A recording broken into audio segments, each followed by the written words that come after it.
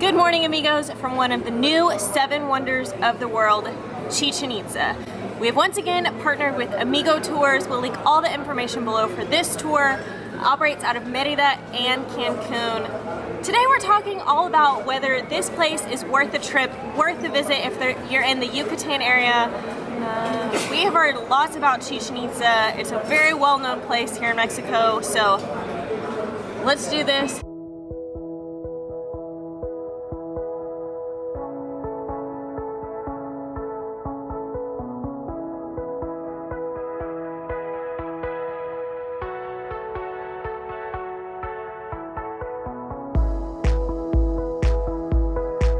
We are here at Chichen Izta, one of the most well-known, most visited tourist spots in all of Mexico. The actual history and historical information about Chichen Izta is well beyond my knowledge and my abilities to explain. A few interesting facts though. It was one of the most important and one of the biggest Mayan cities in the ancient world. I believe it thrived between 600 and 1200 AD. Only 45% is uncovered and accessible to the public. I am surprised by how small the actual grounds are. It seems a lot more like condensed and compact than Teotihuacan, for example. The grounds where we're actually standing are small, but I believe the actual city of Chichen Izta was several kilometers big.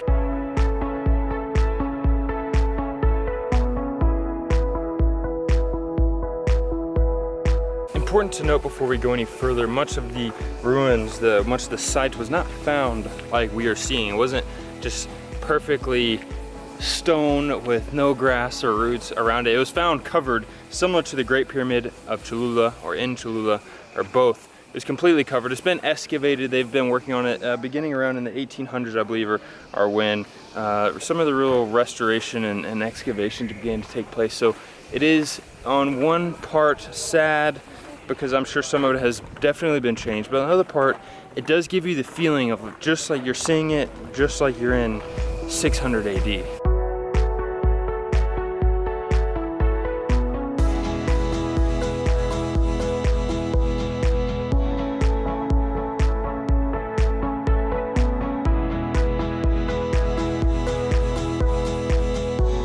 Amigos, it is super hot. The tourist hat has come out. If you can see, this field, this area behind us was where they played the Mayan ball game, This is the second largest ball game court in all of Mesoamerica, really. The first being in Teotihuacan, and then here being number 2, and then the third largest in Guatemala.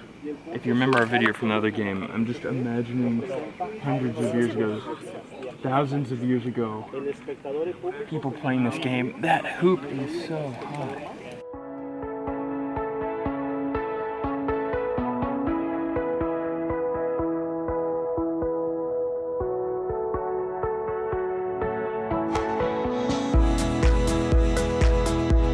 So why are we taking the approach of like Chichen Izta? Is it worth it? Is it, I don't know, is it something you should do? Well, I think because as you can see, it is very big. Actually, it's pretty busy, but I will say, we'll scoot back a little bit so we're not all up in somebody's guide or all up in somebody's tour. At the beginning, it's a smaller area, and it really feels like it's packed. But actually, when you're in here, it sort of feeds into more space. You're more spacious, and it doesn't feel too bad. And I will say,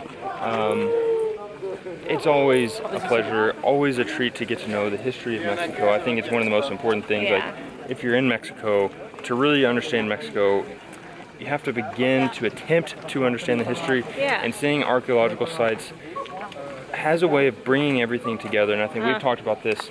For us, it's a lot more fun than going to a museum. Where you can you see things from the outside, but you can't really get close. But this, I'm about to play poke.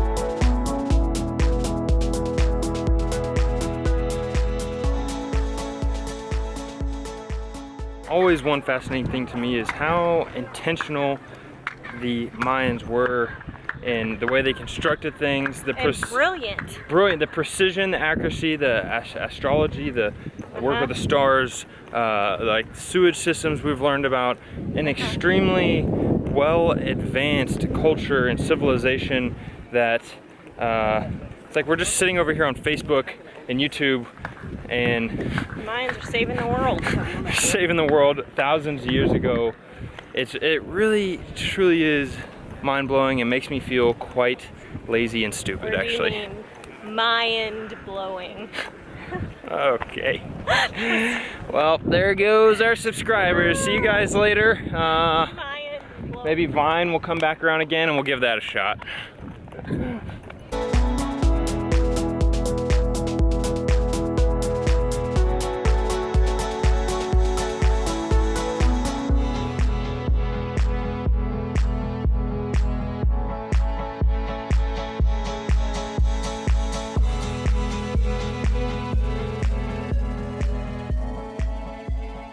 Here on my left behind me is the original facade. Now, of course, when people found this pyramid, it was covered with earth and grass and jungle.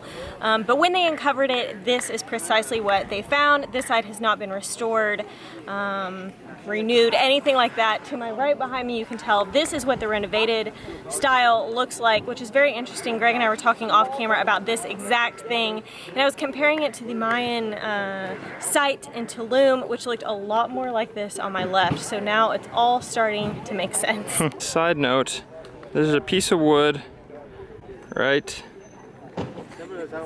there. That piece of wood is 1,800 years old. Sorry, love you.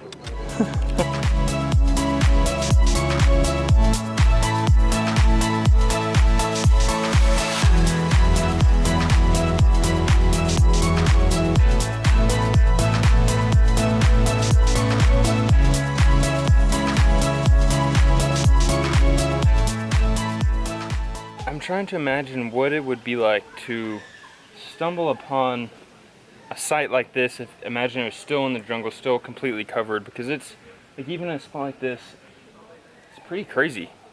It's crazy that it's in the middle of such a lush area. I feel like that is, to me, the main distinguishing difference between here and Teotihuacan, which is like big in the open. There's not much vegetation, and I'm not sure how much of this is new vegetation. I'm sure some of it is. It's been a jungle for a while, though. But it has, yeah, and so I think that's crazy, and I think that people literally in present day are like still discovering more and more about this particular site.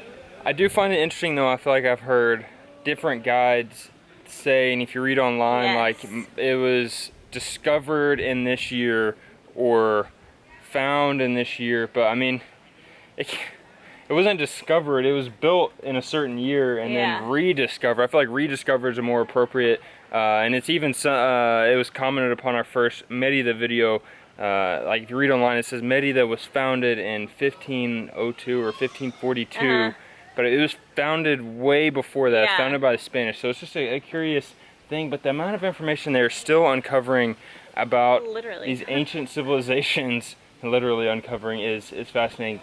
But the question of the day, a trip to Chichen Izta on your vacation, you're an expat moving here, is it worth it?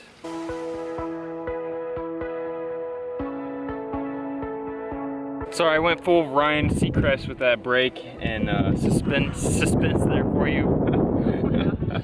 And sorry for blocking the background. Chichen Izta, is it worth it? I think this is interesting because I am really interested in history, and that's just something that naturally interests me a lot. And I think it's fair to say that's not something that naturally interests Hillary all that much. She needs to be moving and going and dancing and playing and running. Yeah, it's just something I've never been interested in, unfortunately. I blame my teachers. I don't feel like I ever had very good history teachers, and so I feel like I never really got fully intrigued. Though I will say, you have been more interested in history. Yes. Living in Mexico, feeling the hands-on history in Mexico to me is completely different than anything I've ever learned in class. So you've got a vacation to Chichen Itza. Should you come? Wait. You've got a vacation to Cancun.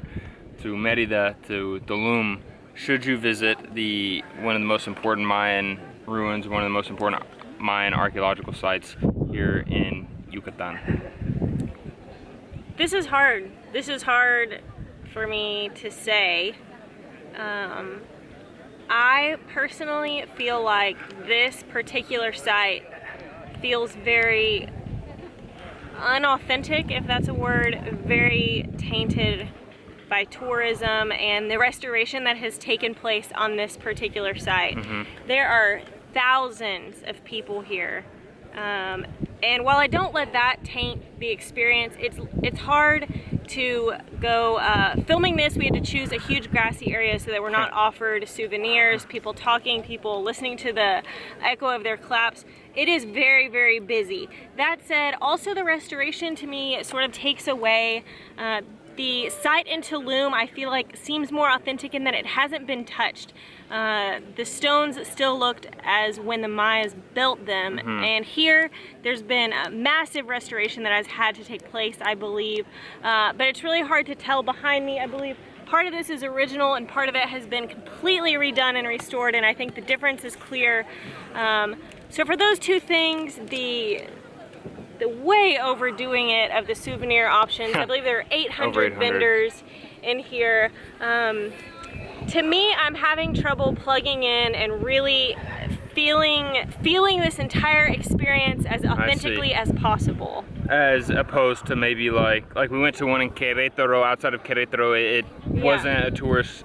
And I don't mean to be the only one there, but it's really hard for me to dig deep in my soul and sort of like put myself back in time, because we're being sold things and trying to find our tour group. Now to balance that out, and hopefully this isn't, we want to be as respectful as possible, because obviously we love Mexico, we love learning about Mexico and the history of Mexico. Yes. And something like this is important to us. We just know, especially here in this area of Yucatan and Quintana Roo, people are spending a lot of money to get here, so we want to try and provide the most well-balanced information. So my side of things, being interested in history, I think this is something, if you're interested in history, I think you need to see it. Is it my absolute favorite archaeological site? Perhaps no, but I still think you learn bits of information at each one, and although you might not have the chance to go to each one in Mexico, I think it is, I personally have not been disappointed at any of the archaeological sites we've been to. They are all so unique, and although the downside to this one being restored is it feels restored, and you just wonder how much of it was the restoration making it look the way they wanted it to look versus, but the other side of that, for me personally, is I feel like it has that wow factor. It has like, wow, that's maybe possibly what it did look like when the Mayans lived here, and I think it gives it a more unique feel, whereas like the pyramid in Cholula is huge and impressive, but because it hasn't been as unearthed, it hasn't been touched as much, which is a good thing, it kind of feels like, well, this is a big hill. Right. It's missing like a wow factor, and I absolutely agree that that's here. And the tour itself has been great.